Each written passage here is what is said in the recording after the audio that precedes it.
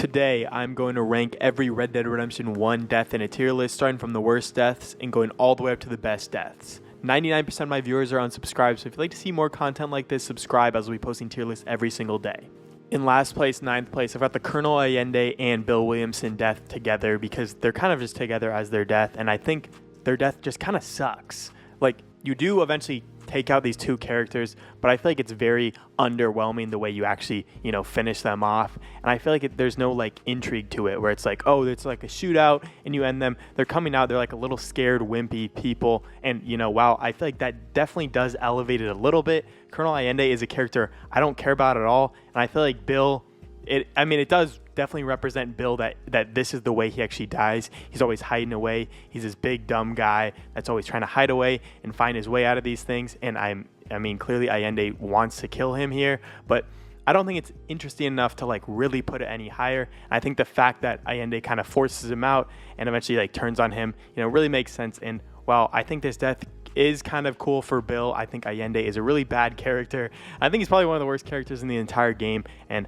I don't have any I don't care at all about his death. And I think Bill's death in this case is also bad just because it's with Allende's death. So I think this one definitely has to go into D tier. I don't like it at all as a death, and I just think both Bill and Allende's death are pretty boring in this case. So in 8th place, I got Uncle's death. I think Uncle, is a really underutilized character in Red Dead Redemption 1. Especially when you play Red Dead Redemption 2 and you have like a lot of fun with Uncle. And it just seems like John and Uncle don't really like each other as much in Red Dead Redemption 1. While there are some cool things going on with Uncle's death, I don't think it's that interesting. I think it's kind of boring. And I feel like you don't really love Uncle like you do in Red Dead Redemption 2. So I feel like his death becomes a lot less good of a death. And it's just really not that interesting. So it's going to have to go into C tier.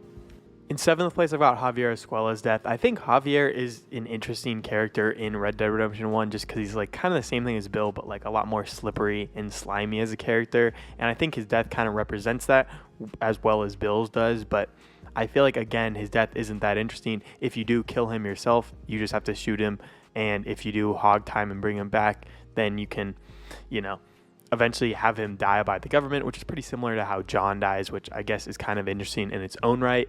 But I just don't think Javier's death is that interesting on its own, and I just think it's kind of a boring death in a game where there are a lot of interesting cutscene deaths, and while you just kill him out there, and it is kind of cool in its own right because it's like the first time you meet Javier, and you get this big bad guy, you hear about this big bad guy before, and then just kind of this slippery slimy guy, and then you eventually do kill him in basically like that same scene. I don't think his death is that interesting, so I'm gonna also have to put it in C tier. In 6th place, I got Nastas' death. I think Nastas' death is actually crazy. I wasn't really expecting this at this moment, and while I did kind of get that they were going to stick him up, or at least stick up the John and the professor guy, Nastas was not the guy I was expecting to die here, and I just really was caught off guard by this, and I think especially when it puts you into the assault right after, you just are like, what the hell happened to Nastas? And while, I think the assault right after does take away a little bit of that, I think it is really cool. And I think Nastas' death just really caught me off guard when I actually saw it the first time. So I'm going to have to put it in B tier. In 5th place, I've got Vincente De Santa's death. I think De Santa's death is probably one of my favorite ones myself because this is a guy that you thought was kind of your friend. You knew he was kind of slippery and slimy, but at least I thought I could trust him for a bit in Red Dead Redemption 1. And then he clearly turns on you, or at least Allende turns on you. But, really all your anger is focused at this guy because he seems like your friend and the guy that's really the main character in the Mexican army that's really like helping you. And eventually when he turns on you, it's like you want to kill this guy so badly, and you see all the terrible things he's done to all these other people. And I don't know, I just really wanted to kill this guy, and when I actually was able to, I had a lot of fun doing it. So I think De Santa's death isn't like super amazing, but this was a guy I just so wanted to kill so badly. And while De Santa's just this, I don't know, he's this guy that he gets a lot more flack than I think he should because he's not really the leader of the Mexican army and just kind of follows orders from Allende, but he's still a really bad person, and I just loved killing him. So I think De Santa's death has to be pretty up there, and I think it definitely is a solid B tier death. In fourth place, I've got Luisa Fortuna. I think Luisa's death and just her as a character is so underrated because she is this character that tries to do so good and she tries to help the revolution. She tries to do all that. And the way she dies is just in the most insignificant way possible. She tries to save her lover, Reyes, when Reyes got a ton of other lovers. And it's just like, I don't know.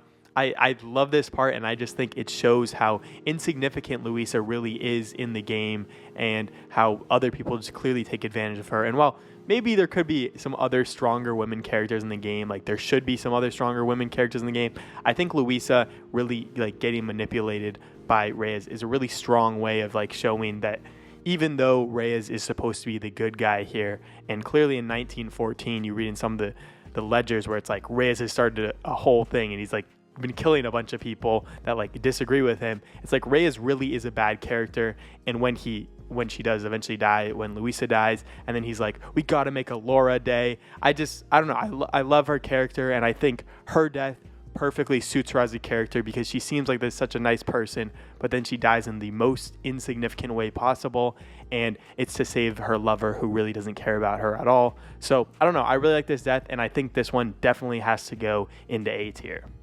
In third place, I've got Dutch van der Linde's death. I love Dutch as a character in Red Dead Redemption 1. I think the moments he's in them, he's always stealing the scene. And I just think this death is really representative of Dutch as a character in Red Dead Redemption 2 and Red Dead Redemption 1, where he's a super anarchist, just off the rails guy, and he doesn't want anyone else to kill him. He finally reaches the edge here, the metaphorical edge of the cliff, and he finally has no other place to go. He has no one else to use. He has nothing else to like, push himself forward and keep himself going in this. And eventually he has to jump off the cliff himself, and he's forced to by someone who used to be his friend, who could have been his son at one point.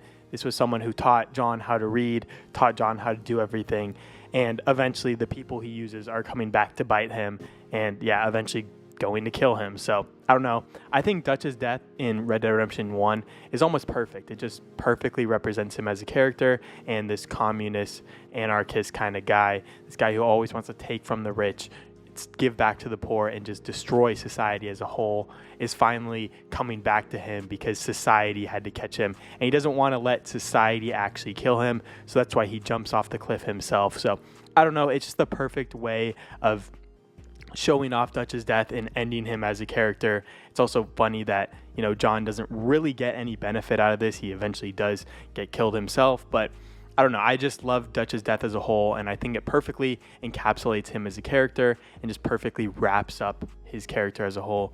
He doesn't want to get killed by anyone but himself. He wants to end life on his own terms, and he wants to do it all on his own, and I think that perfectly works against the system. And I don't know, I love it. And I also love the fact that Ross eventually does shoot 2 bullets in Dutch to make it seem like John actually killed him and the system actually killed him, and not have Dutch be kind of this martyr against society and against civilization. So Dutch's death definitely has to go into A tier. In second place, I've got Agent Ross's death. Agent Ross's death to me just has to be above Dutch's death because of how much I wanted to kill Agent Ross. I didn't really care that much about killing Dutch, even though he did some really bad stuff in Red Dead Redemption 1, but I think Agent Ross was someone I needed to kill ever since he basically killed both John and Abigail and Uncle. He killed Jack's entire family, and I really needed to kill this guy. And the fact that he was just so nonchalant about it, he's like, John actually needed to die. John is just, did whatever. And his family was very just like allowed Jack to go up to Agent Ross. So I think it's just a really nice death. And this was the one that I wanted to, he was the person I wanted to kill the most in all of Red Dead Redemption 1. And I feel like it kind of wraps up this cycle of violence that Red Dead Redemption 1 and Red Dead Redemption 2 are, where it's this needless cycle of violence that the gangsters and outlaws are always going to be in that cycle of violence, and then their kids are also going to fall into that same cycle of violence because their parents died that same way. And it's a similar way to like John, his parents, were killed early, and Arthur's parents were killed early, and they all fall into the same thing that their parents did. And I think Jack perfectly represents that, and Agent Ross's death also represents that in the same way. It also goes against the civilization whole thing, where Agent Ross, really represents like the FBI and civilization and the CIA and all those people, all these government institutions that want to, encroach on the Western society that Jack and John were in. So I don't know. I think Agent Ross's death is definitely amazing, and just because I wanted to kill him so much, it definitely has to be up here as well. And this one's also going to go into A tier. In first place, it has to be John and Abigail's death. I mean, I had to lump them together because Abigail's death is really just John's death. Like, she dies because John died. And I think this death is just perfectly poetic, and it represents exactly what Red Dead Redemption is as a whole. John redeemed himself, but civilization eventually caught up to him. And there's nothing really you can do about, you know, doing all the things. You can't fix all the bad things you did in the past. And John, you know, while he does try and do that, he does try and cover it up, he can't. And civilization eventually comes back to him. And it really just shows the Wild West is gone here. I think the last 3 deaths really show the Wild West itself is gone. Even though Jack does try and kind of bring the Wild West back with his killing of Agent Ross, it kind of goes against the grain. Dutch's death and John's death really represent how dead the Wild West is. These are 2 of the most famous gang members in the world, and, you know, eventually their life caught up to them. Civilization caught up to them.